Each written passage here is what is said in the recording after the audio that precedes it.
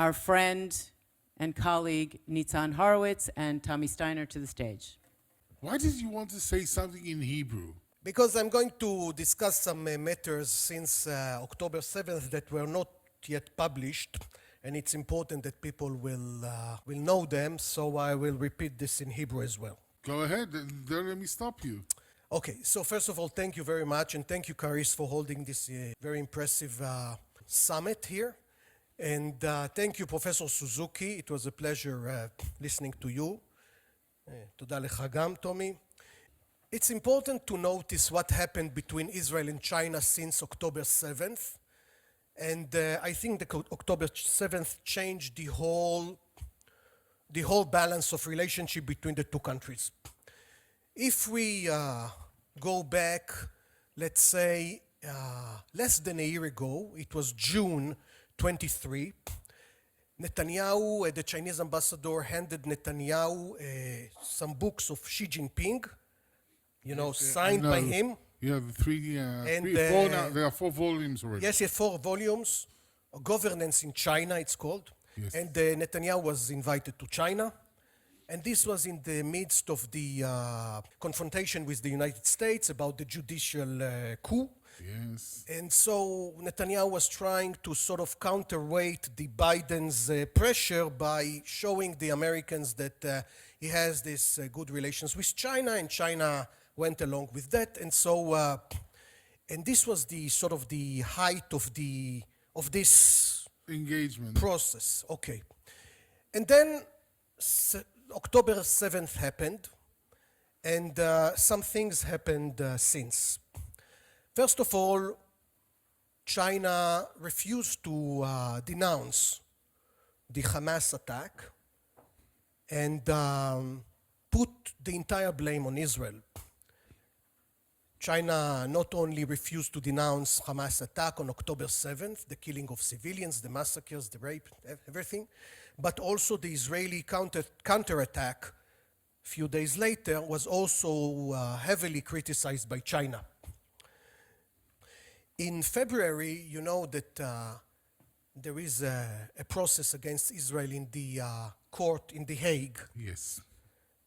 And China emphasized its position in The Hague as if the Palestinians have the right to use force against foreign oppression, as they put it, in order to achieve self-determination and independent state. So China put the October 7th attack as a legitimate mean of using force by the oppressed Palestinians in order to achieve self-determination and Palestinian state, which is completely out of context and a very blunt lie, to say the least.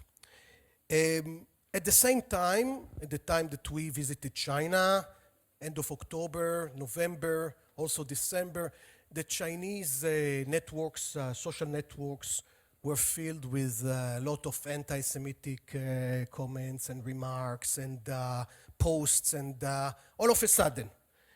And some American analysts, they said that since the internet is not entirely free in China, when something like that happens, it means that there is some sort of green light from above to allow this. Last month, China accepted an official delegation by Hamas, and during the Iranian attack on Israel, the drones and the missiles. April 14. Yes. Again, China defined this unprecedented attack as an act of self-defense by Iran.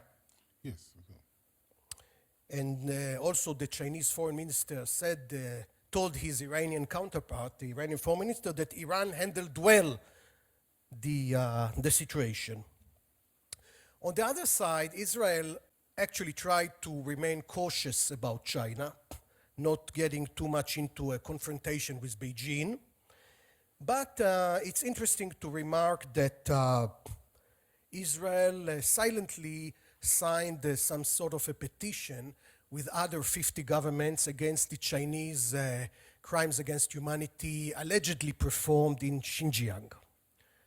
something that Israel would not have done in a different context, I think. And it signals the resentment in Israel for the Chinese behavior. Also, it's important to notice that last month there was a visit of some Knesset members to Taiwan. Yeah. Yes. And they met with the Taiwanese president. And he mentioned to them that the relations between Israel and Taiwan were closer than ever. כן? קרובים מאי פעם. Yes.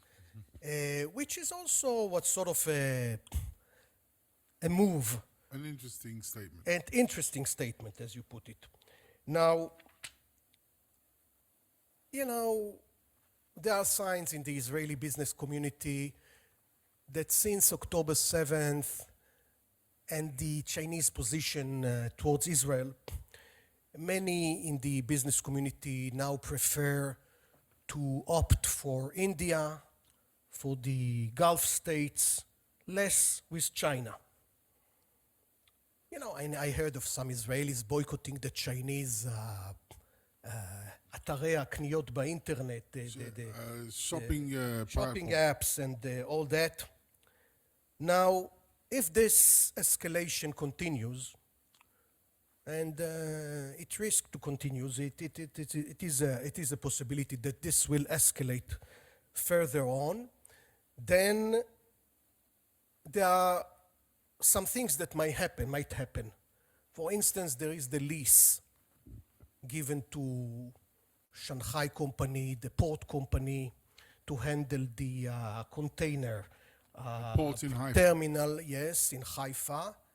This lease might be reconsidered by Israel.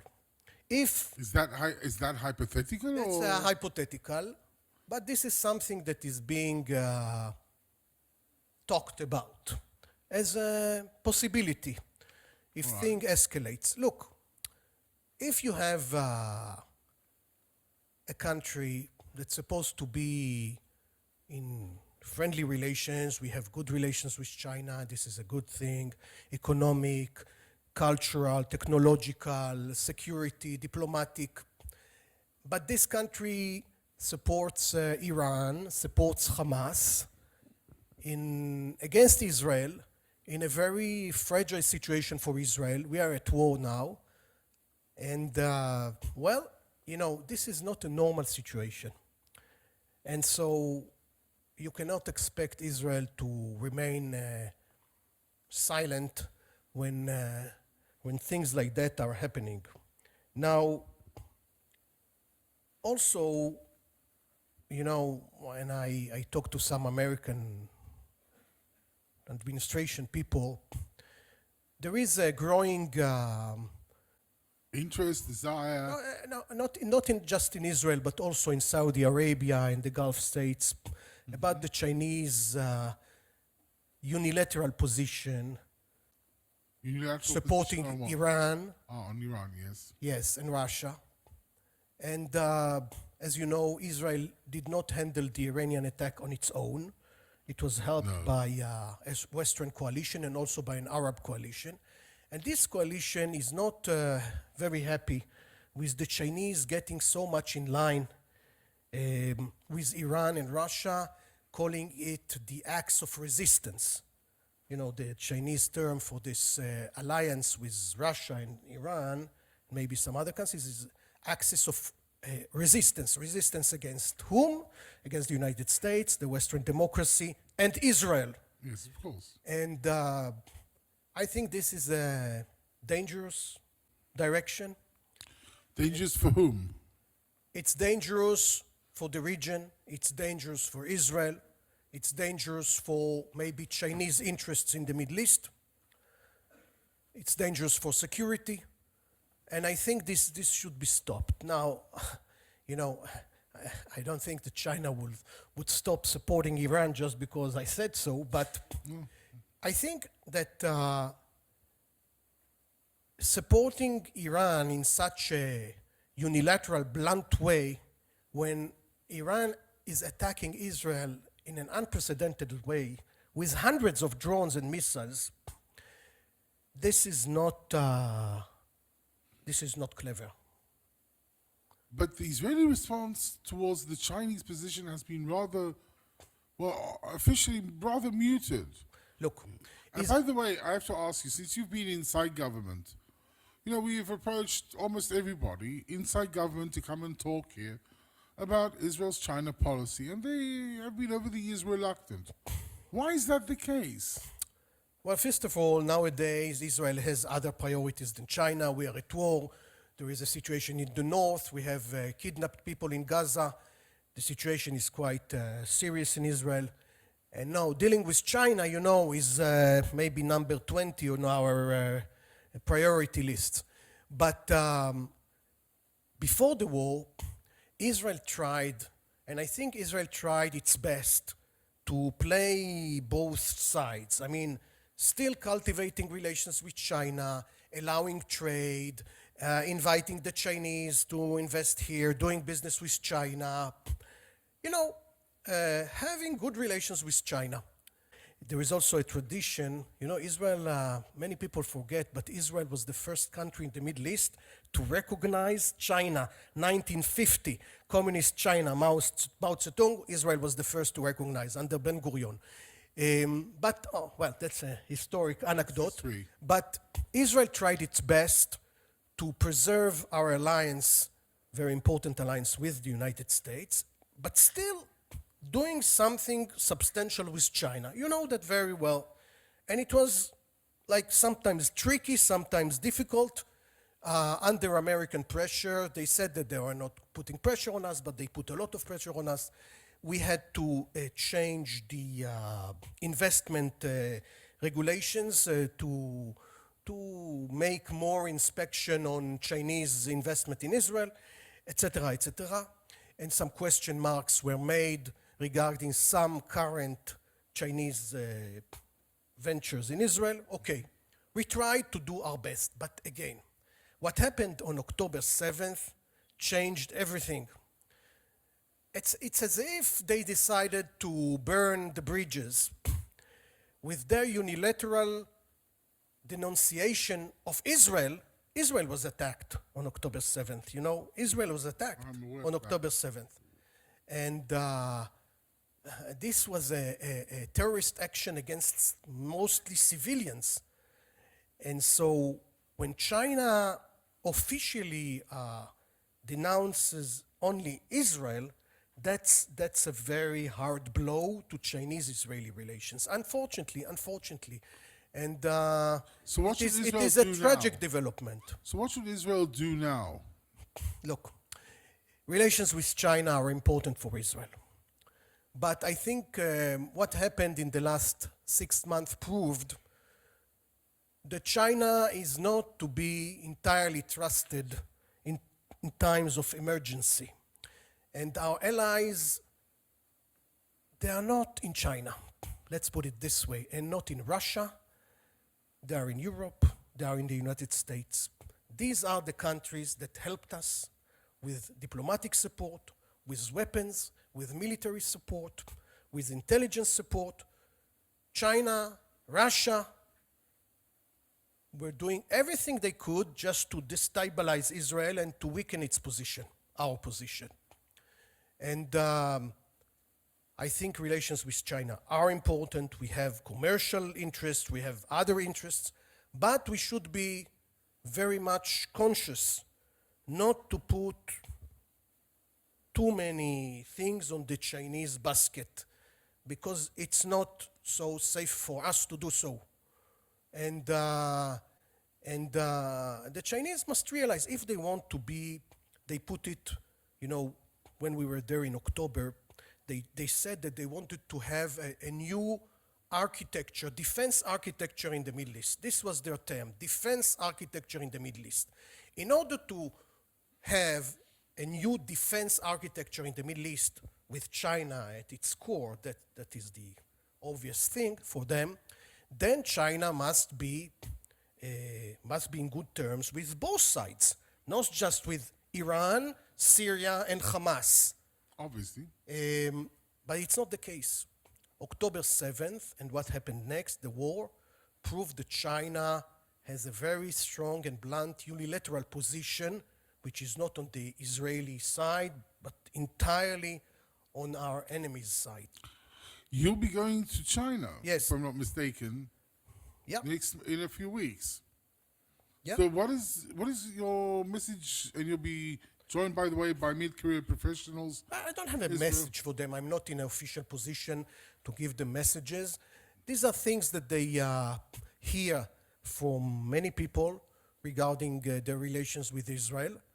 And I think that if before October 7th, the U.S. had to put pressure on Israel not to engage too much with China because of all sorts of risks, now the United States doesn't have to put much pressure on Israel for us not to do it, because we understand that there are risks with China, and that the Chinese position, as long as it's so unilateral anti-Israeli, it would be difficult for us to engage in a much open and, deep manner with China as we would like to.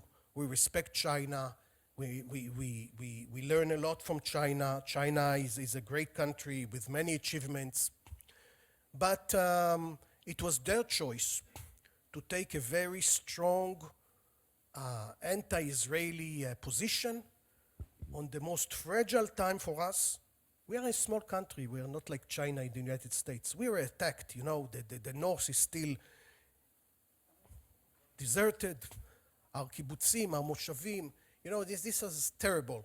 And You to have blame a home Israel. up there. You have a home up in the north. Yes, yeah, always the alarms and booms going on all the time. And listening to what's going on in China at the time was terrible.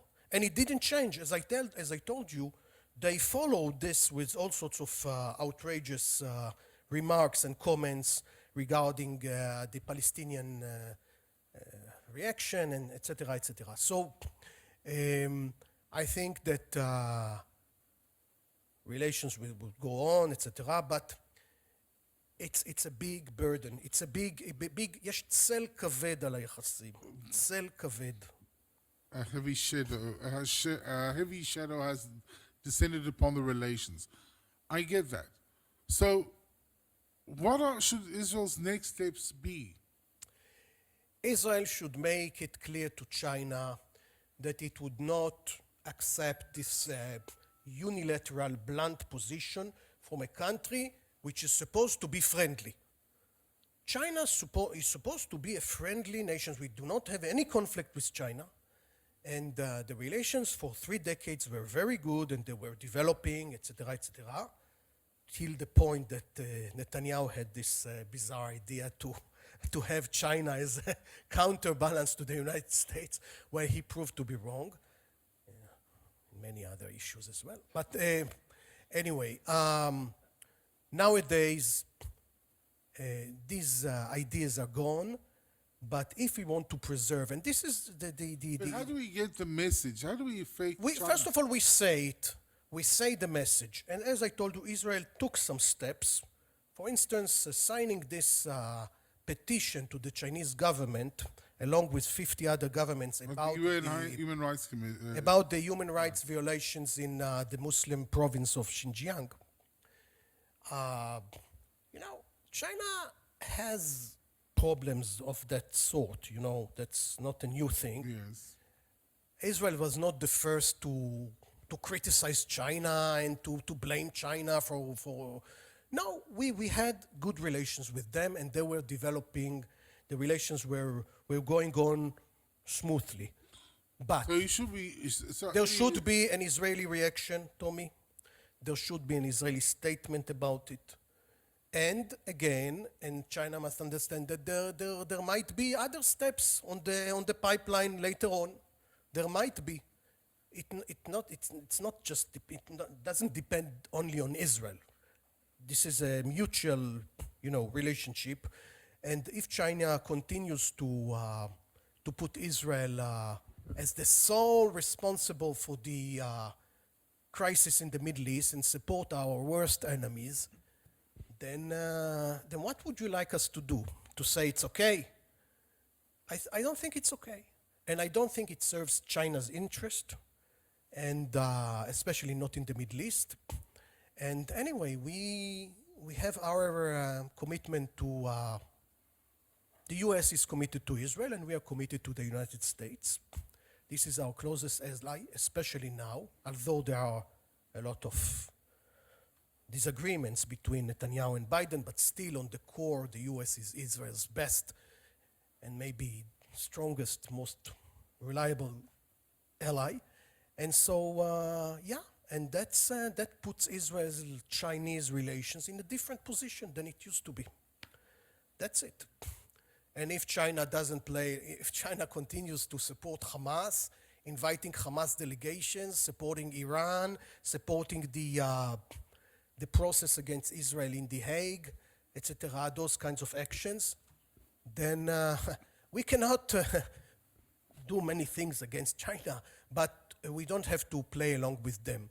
And if the relations with Israel are important for them, and they always say that the relations with Israel are important for them.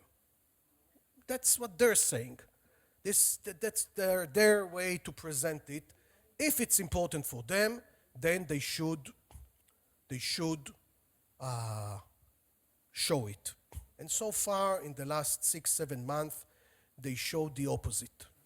And yes, well, personally, it's not a personal issue, but I think Israel is disappointed. I may say so, although I'm not representing the current government, but as far as I hear, Israel is disappointed by the Chinese attitude.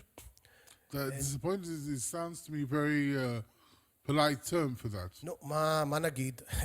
אנחנו מדינה קטנה, מה נעשה? נרביץ להם. אבל, yeah, we are disappointed, and so I said, Look, I have to say, look, these are not... the Israeli government responded rather... Israeli government can do several things. I mentioned the lease for the operation of the container terminal. Yeah. This lease might be reconsidered. There might be, if this goes on, there might be new steps regarding the use of dual technologies, the access to cyber technologies, to satellite, to things that can serve military purposes, and other things. You know, Israel cannot do much regarding China. We are a small nation, trapped in war now. But if it's important to China, I hear the Chinese, they're always saying that relations in Israel are important for them. So if these relations are important for them, they should behave accordingly. That's what we're saying. All right. I have one question to the control. I understand that the Chinese are not back online. No, we have Zhao. All right.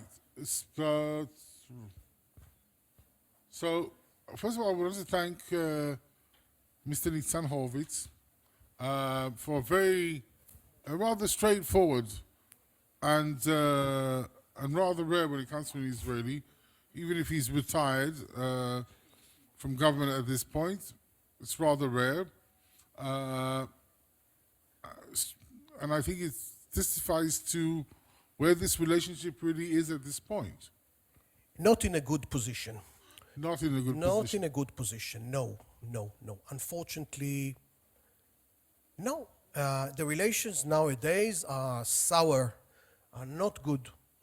And the Chinese comments, official comments regarding Israel are sometimes, I think, outrageous. We had times of crisis with China, אם אתה זוכר, סיפור המטוס בזמנו. The Falcon crisis, yes, the Harpy.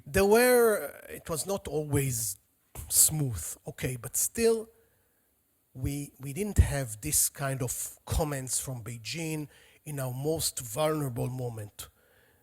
At least, you know, many countries denounced Israel. Yeah. Okay, but they also denounced Hamas. or first they denounced Hamas because Hamas attacked first, and then they denounced the Israeli war, etc., etc. Okay. But China only puts the blame on Israel, entirely on Israel. And this is, we cannot accept it. We cannot accept it. And it's not, it puts Israeli-Chinese relations in a point, in a bad point. Let's put it this way. Nitzan, I want to thank you for your contribution to this discussion, for being straightforward and right on point. Thank you very much. תודה, תודה.